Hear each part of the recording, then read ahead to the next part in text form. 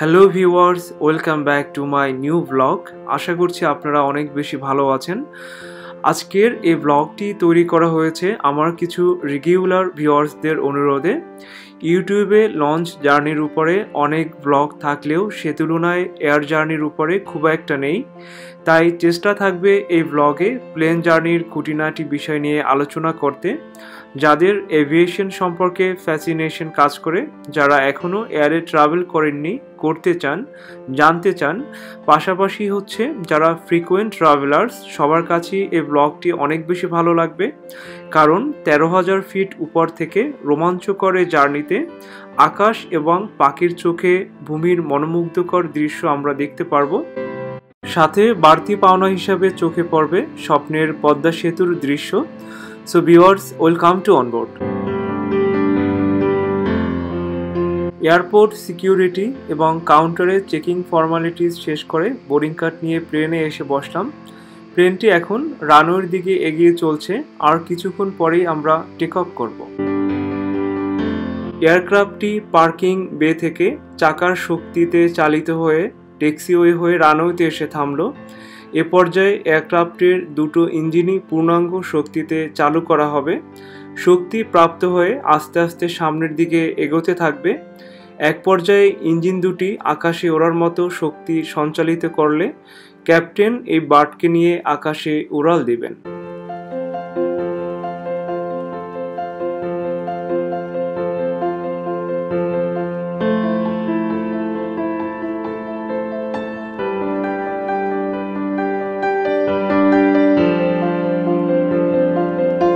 এয়ারক্রাফটটি take off করার মধ্য দিয়ে আকাশপথে বরিশাল থেকে ঢাকায় আমার জার্নি শুরু হলো।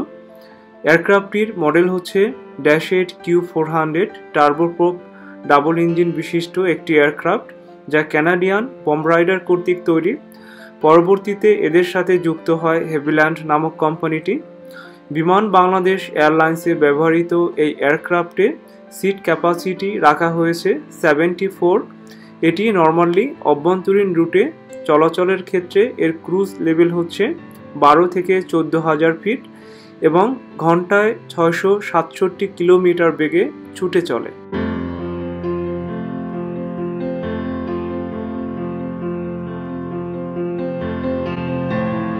যারা এখনও প্লেনে ভ্রমণ করেননি অথবা খুব একটা এ সম্পর্কে জানেন না, তাদের কমন একটি কোশ্চেন থাকে যে অভ্যন্তরীণ জার্নির ক্ষেত্রে পাসপোর্টের দরকার হয় কিনা। ভিউয়ার্স, আপনাদের জন্য বলছি, অ্যাকচুয়ালি অভ্যন্তরীণ রুটের ক্ষেত্রে পাসপোর্টের দরকার নেই। পাসপোর্ট মানে হচ্ছে আপনার পোর্টকে যখন আপনি পাস করবেন সেক্ষেত্রে যে আইডেন্টিটি দরকার হয় সেটা হচ্ছে পাসপোর্ট। তো অভ্যন্তরীণ জার্নির ক্ষেত্রে এটার কোনো দরকার নেই। তবে বিভিন্ন দেশের মতন এখন বাংলাদেশেও নূতন নিয়ম অনুযায়ী আপনি যখন এয়ারপোর্টের চেকিং কাউন্টারে চেকিং হবেন, আপনি যে সেই সঠিক যাত্রী এটা প্রুভ করার জন্য কোনো ফটো আইডি কার্ড আপনাকে শো করতে হয়। সেটা হতে পারে আপনার ন্যাশনাল আইডি কার্ড কিংবা ড্রাইভিং লাইসেন্স, অথবা যারা স্টুডেন্ট তাদের হচ্ছে যদি ন্যাশনাল আইডি কার্ড না থাকে সেক্ষেত্রে তাদের শিক্ষা প্রতিষ্ঠানের আইডি কার্ড। এ ধরনের আইডি কার্ড শো করে আপনি কাউন্টারে চেকিং হতে পারেন। এর পরবর্তী কোশ্চেন থাকে কিভাবে টিকিট কাটবেন এবং সেটা সবচেয়ে কম ফেয়ারের টিকিটটা কিভাবে পেতে পারেন।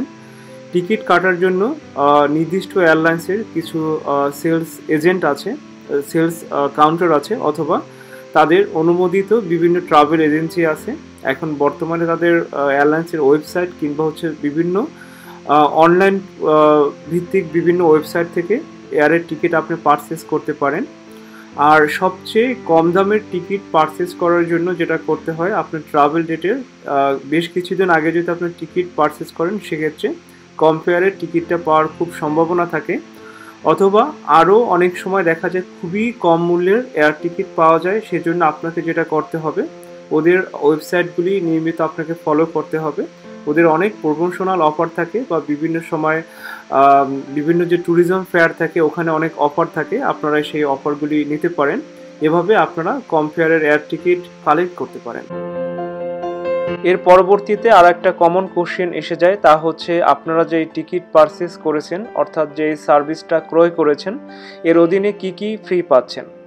প্রথমেই বলে নিচ্ছি, বাংলাদেশের যে রাষ্ট্রীয় বিমান সংস্থা বিমান বাংলাদেশ এয়ারলাইন্স সহ অন্যান্য যে কয়টা প্রাইভেট ক্যারিয়ার আছে প্রত্যেকটাই হচ্ছে ফুল কস্ট ক্যারিয়ার।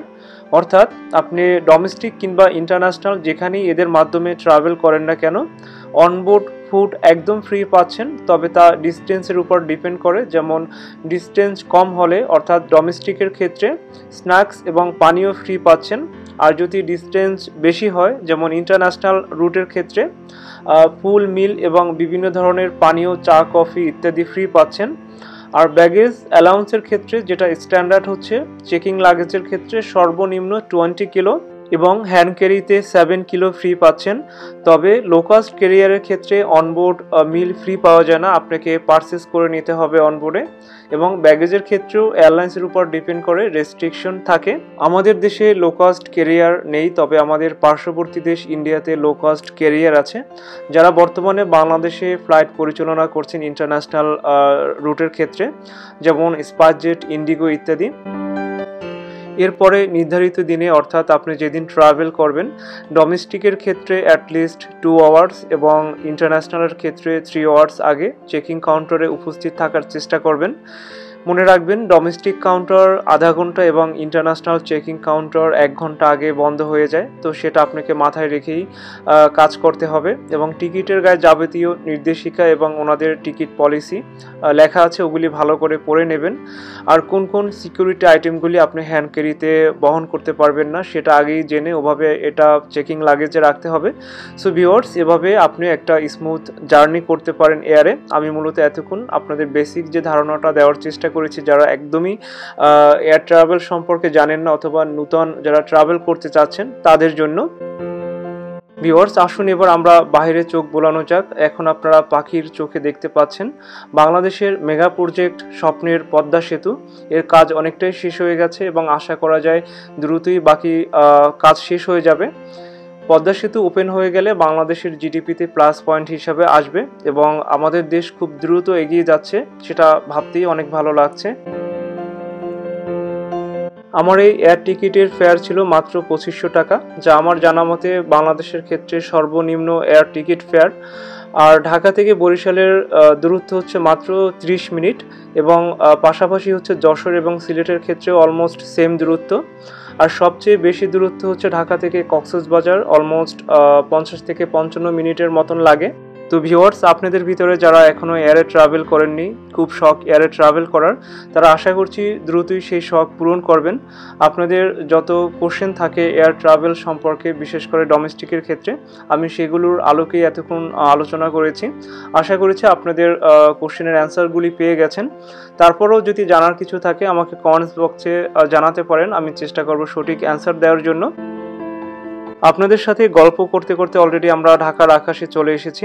ক্যাপ্টেন ল্যান্ডিংয়ের জন্য অ্যানাউন্সমেন্ট করেছেন, নিরাপত্তার সংকেত বেজে ওঠায় সবাই সিট বেল্ট বেঁধে বসে রয়েছেন। আশা করছি আর অল্প কিছুক্ষণ সময়ের ভিতরে হজরত শাহজালাল ইন্টারন্যাশনাল এয়ারপোর্টে আমরা ল্যান্ড করব। সো ভিউয়ার্স, আপনাদের সাথে বাকি কথা হবে ল্যান্ডিংয়ের পরে।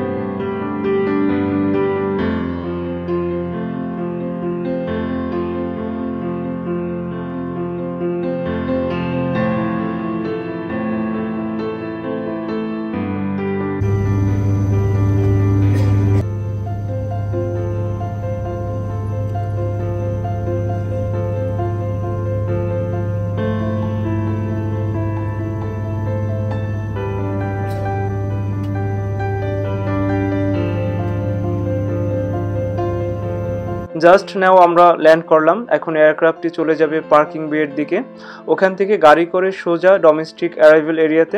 আমার যেহেতু চেকিং লাগেজ আছে, আমি ওয়েট করে লাগেজ সংগ্রহ করে বাসায় ব্যাক করব। সো ভিউয়ার্স, আমি এতক্ষণ আপনাদেরকে স্টেপ বাই স্টেপ সব কিছু বলার এবং দেখানোর চেষ্টা করেছি। আশা করছি যারা নূতন তাদের ভালো লেগেছে, আর যারা ফ্রিকোয়েন্ট ট্রাভেলার তারাও এনজয় করেছেন।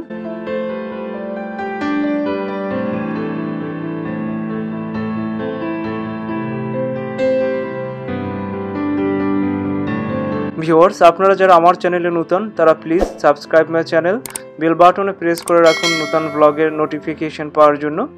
এতক্ষণ আমার সাথে থাকার জন্য অনেক ধন্যবাদ। আবার আপনাদের সাথে দেখা হচ্ছে নতুন কোনো ব্লগে।